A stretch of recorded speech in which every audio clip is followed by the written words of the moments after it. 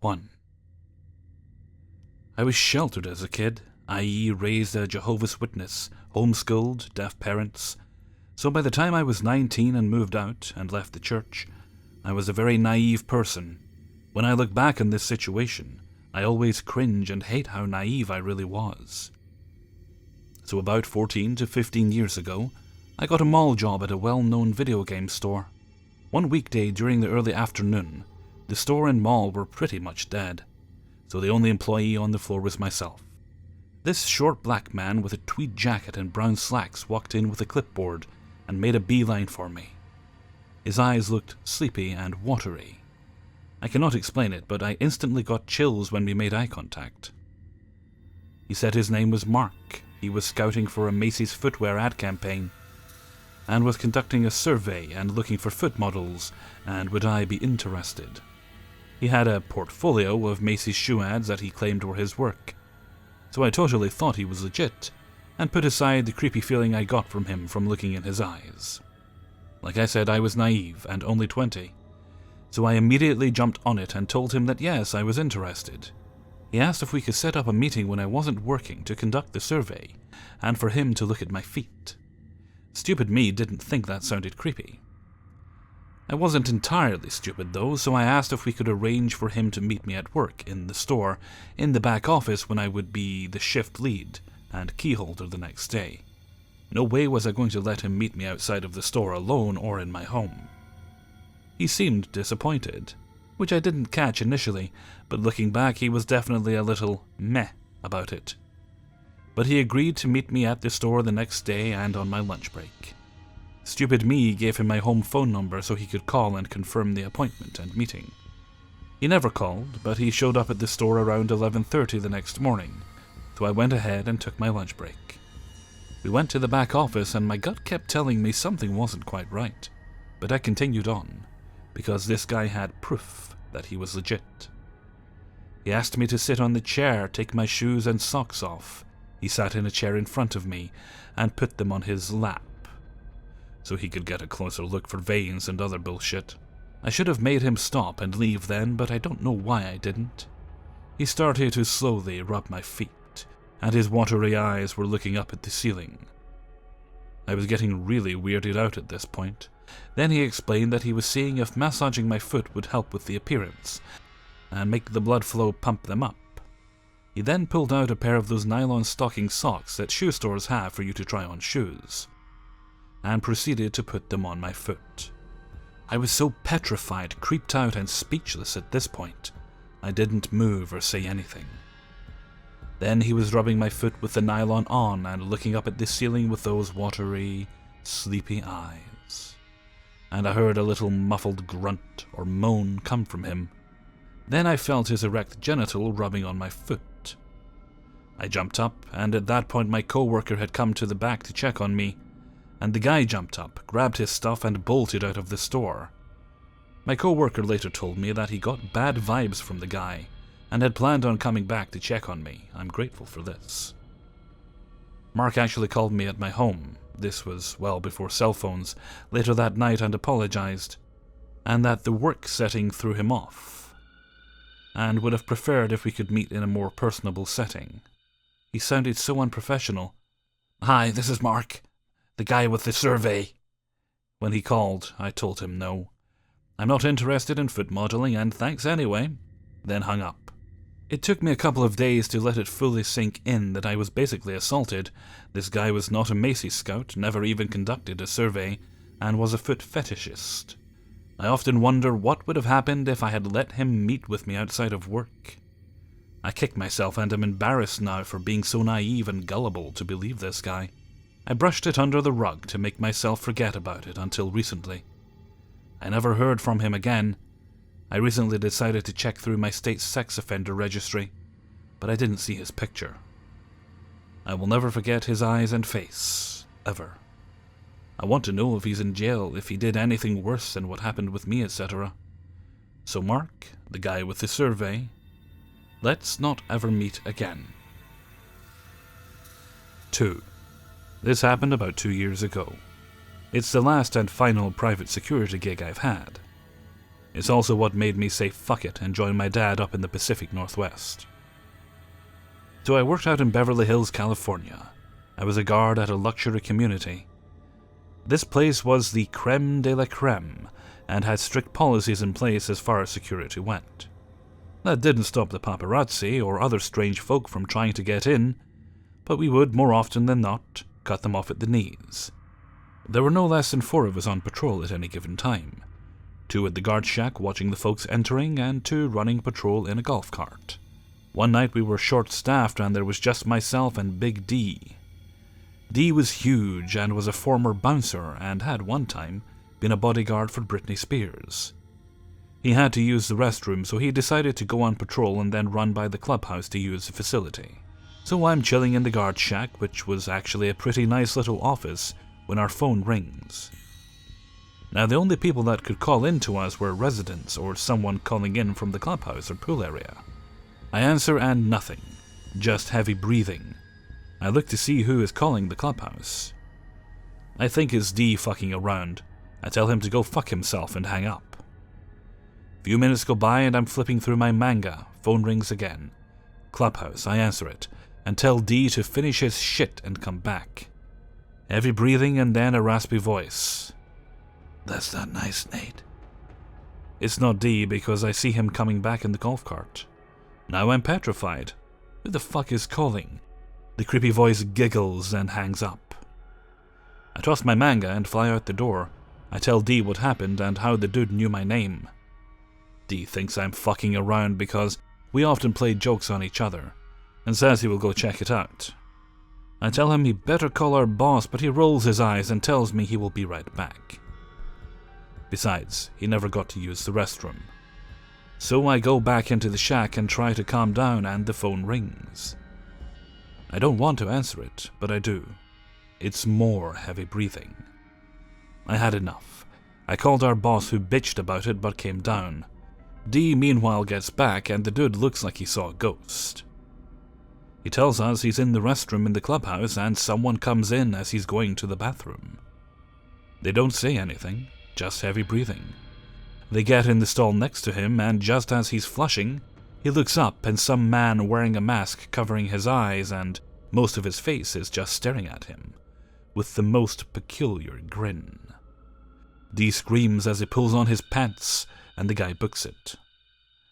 Our boss wrote it off as a teenager playing a prank. He wouldn't let us call the cops. He said it must be a resident who knows my name as we do wear badges. I wanted to quit, but I didn't that night, but the next weekend, I'm at work, D is in the booth with me, and we're talking about the Lakers game when the phone rings. D answers and says it's for you. I take it thinking who would ask for me, and I answer. Nothing for a second, and then that horrible breathing. I look at D, and then the phone. I hang up. We tell the other 2 guards to stay there, and we take off for the clubhouse. We get there and it's quiet. Start going through the game room, then the kitchen, and we peek in both bathrooms and nothing. Then we get radio that one of the others saw a figure jumping over the wall. The walls were pretty high and they said he scaled it with no problem. We call the cops as we are supposed to do if someone gets in, and they come and sweep the area. Meanwhile, one of my co-workers finds a notebook outside the clubhouse, like it fell out of someone's pocket. It was one of those small lined notebooks with the pages that tear out. In it someone had written not only my full name, but every security officer that worked there's name and our home address. After learning that, I quit. I was making good money and I liked my co-workers, but knowing he or she knew my name and where I lived made my decision to quit and move up to where my dad lived much easier. From what I've heard from D and former co-workers, they only heard that heavy breathing man one more time, but it was enough that 3 more of them quit, including D. My former boss and police think it was a former co-worker, but they haven't found out who or if it was. So whoever you are, let's not meet ever. 3. This happened about 5 months ago, and I wrote it then, but I was too afraid to post it. I have additional information after my encounter, and hopefully It will never happen again. By the way, I'm a pretty tall and athletic guy, and this was scary even for me, and I've seen a lot. This is what I wrote after it had just happened. I didn't post it because I needed some time to just process what had happened, and it wasn't something that I wanted to talk about or remember. But since it's been a while, I can now post it and get it off my chest, and I'm fine now. So here goes. I hate staying at my girlfriend's place usually. The apartment complex is creepy enough, with it being somewhat empty a lot of times. I never see anyone going in and out of it, and even though it's on the edge of pack heights, there's a lot of drugged out people that hang around the street we are on because of the park next to it. A lot of homeless people sleep in the park, especially at night. People have been mugged, assaulted, and even raped. I keep urging her to move, but she likes her place because it's in, supposedly, a nicer part of the city, and if she were to move, it would cost way more. She's lived there for 5 years. I can't believe it. Over the past year, I've seen a lot of creepy things happen, but nothing compares to what I saw last weekend. Last week, my girlfriend had warned me about a guy she saw shooting up as she was walking to her bus stop about a block away at 8 a.m. She said another woman was frozen at the street corner, saw my girlfriend, and asked her politely if she would be willing to walk down the street on the other side with her, because she was too scared that the man would look up and run towards her. My girlfriend, being a tough Mexican city girl, who's seen more stuff than most wimpy Americans have, she's seen people be shot and driven by dead bodies in Mexico City. It's really bad there. Anyways. She said of course, but said even she was scared as the guy sat on the sidewalk and watched him shoot up God knows what. She said he seemed a lot sketchier than the usual crowd and it didn't feel right, which was odd, because my girlfriend never gets scared. I could see the fear she had when she was telling me because she was upset, and her eyes were wide open and watery. I didn't realize how much more comfortable I felt when I hung with her while I was at her place than just walking around the area. She described what he looked like, just in case I came across him, and said to be extra careful. My condo is being remodeled right now, so I'm basically living with her for 8 weeks. She stays a lot of time at my place usually. She also travels to Asia a lot for work, so she left on Thursday night, leaving me to her creepy, quiet apartment and neighborhood. After taking her to the airport at around 11 p.m., I unfortunately didn't have a parking spot in her garage, so I had to park on the street. I never felt that safe regardless. I had experienced verbal threats before, but just verbal things. Nothing ever physical. I parked a couple blocks away, but it wasn't long until I heard someone yell, "Hey, you!" I turned to see a tall, dark figure walking towards me. Right away I saw he had a knife in his hand. Not like a small knife, I will always remember this, but a long fucking kitchen knife. It was dark, but I could clearly see the big, terrifying chef's knife. Oh, fuck. I'd never been threatened, mugged, or attacked before. It was so random and unexpected, I was just like, is this really happening? I ran as fast as I could up the hill. Why did she have to live on a hill? I darted for the apartment and never managed to look back to see how close he was. I just had a goal of making it to the entry of the building. My heart felt like it was going to explode as I got to the entry door, and the adrenaline was pumping uncomfortably through my veins. I looked back to see he was still coming up the hill, heading right for me. He yelled out, "I'm going to fucking kill you. I'll hurt you. I hate this place." Here's where it gets worse. My girlfriend's apartment had 2 entry doors. One was just a gated door, you go through that. Then the glass entry door to the lobby. I thankfully had my key ready to go and opened the gated door. Just as I slammed the gate and put my key into the entry one, he was right there banging on the gate. Oh my fucking god. Just a crazy guy with a knife yelling at me. He tried to reach through to grab me, but there's just enough space between the 2 doors that he couldn't touch me. He started kicking the gated door. I got into the glass entry door and shut it. Again, I hated the fact that I never saw anyone ever coming in and out of the 4-story complex of my girlfriend's building. I felt alone in this building. It was a big glass door so he could see me and I could see him through the gate.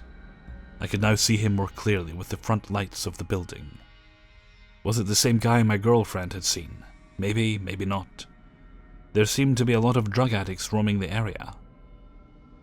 I still vividly remember his meth-head skin complexion and angry, wigged-out eyes. I ran to the end of the lobby to where the stairwell was. No way in hell I would wait for the elevator as he stared at me. I called 911 on my phone and told the operator that I had just been chased after with a knife and gave them a lengthy description of the man and what had just occurred. They said someone was already on their way and would call. Meanwhile, I went to the second floor and made sure every lock was solid on the door to my girlfriend's apartment. I looked out through the window, ducking a little, I don't know why. He was still out there. Now I was worried about other people walking on my street, but it seemed quiet. The banging and yelling stopped after about 10 minutes. It took an hour for the police to arrive. Ridiculous, but this is very typical for SFPD. I came down to the lobby and the gated door had been kicked in. The whole gate was so badly bent, he must have tried to kick it in for a while. The main glass door had no signs of forced entry, so apparently he had given up. But there were no signs of him. Great. Some guy with a knife is outside roaming the streets. I didn't sleep at all on Thursday night until about 4:30 a.m. I knew my girlfriend was on a flight to China, so there was no way to contact her until she landed. I didn't want to wake my parents or any other friends. I literally had to listen to music on YouTube and look for funny videos to take my mind off the anxiety and racing thoughts. What if I didn't have my key? What if he caught up to me? Would he have stabbed me? It's a horrible feeling to have. The next morning I woke up very early to the sound of the same voice outside yelling, "Kill every girl! Kill every girl!" I really wish I was making this shit up, but it all happened. I looked outside, it was still foggy and dark out. But I saw him near the apartment complex on the sidewalk, almost pacing back and forth. What the fuck? I called the police again and they showed up, but the guy disappeared again. Okay, that was my story. Well, as you can imagine, we are long gone from her apartment now, finally, and right after it happened, I took 3 vacation days to go to Colorado and hang out with my parents, and then stayed at another friend's place until my girlfriend was back. It was really nice to get away and tell them my scary event. I was afraid to tell my girlfriend everything that had happened when she got back. She, like everyone else in her building, noticed the kicked-in gated door, and there was a notice from the property manager on the lobby elevator about the event, warning everyone in the building. But it scared the shit out of me because I was so oblivious before about dangerous situations that can occur. I'm much more cautious now, and I'm writing this because I want everyone to be aware of their surroundings, not looking down at their phones and thinking, "Oh, this area is safe, nothing will ever happen," because bad things can occur anywhere. I catch myself cautiously checking corners and sides of spaces where people could be hiding. Much more frequently now.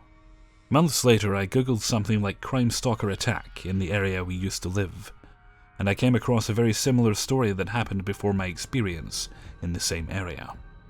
I was almost stabbed, so obviously, stalking and getting attacked is pretty common where we were. It wasn't the same guy, I never saw the guy again that came at me, but it brought back fear when I found this article which happened, I'd say, less than a block from where I was almost attacked. The news report is scary as hell. Almost the same experience, but for 2 girls and no knife. So yeah, be careful out there. Hey everybody, Hellfreezer here, and thank you very much for listening to 3 True Scary Stories, episode 273. Thank you very much to everybody who allowed me to use their stories in this video. I apologize for no video yesterday. I just would have been too painful for me to do it. I had that endoscopy procedure, which was relatively quick, and I never deal well with these things. How do I put this? I have a strong gag reflex. I know it's probably more than most of you want to know. So it's essentially me trying to fight it against my natural reaction, while they're trying to shove a camera down my throat. But we got there in the end, got it done. Unfortunately, because of all the gagging, my throat was a little messed up afterwards. Although it seemed to go slightly better than it did the previous time. Anyway, feeling a lot better today. Still a bit rough, not 100%, but well enough to work, which is a great relief because it bums me out as much as I think it bums you guys out when I'm not able, well, probably more so actually, when I'm not able to put up a video, because I feel rather disappointed in myself. But back to it. Also, I'm going to be recording the Q&A soon, so I'm going to put out another reminder. If you have any questions you'd like to ask, anything you want to know, weird, wonderful, interesting, dull, just get your questions down, put them in the comments. You can also send them to me on Twitter. You could probably send them on Facebook as well if you like, but it seems like you'd be going out of your way when you could just do it here. And I will screen cap them, so if you don't want your name to be known, don't send in a question, because I like to put the questions up on screen. Or I could mark you as anonymous. Just let me know you want to be anonymous, I suppose. And I'll do my best to answer your questions. And I think that's enough talking for now. Rest the old throat.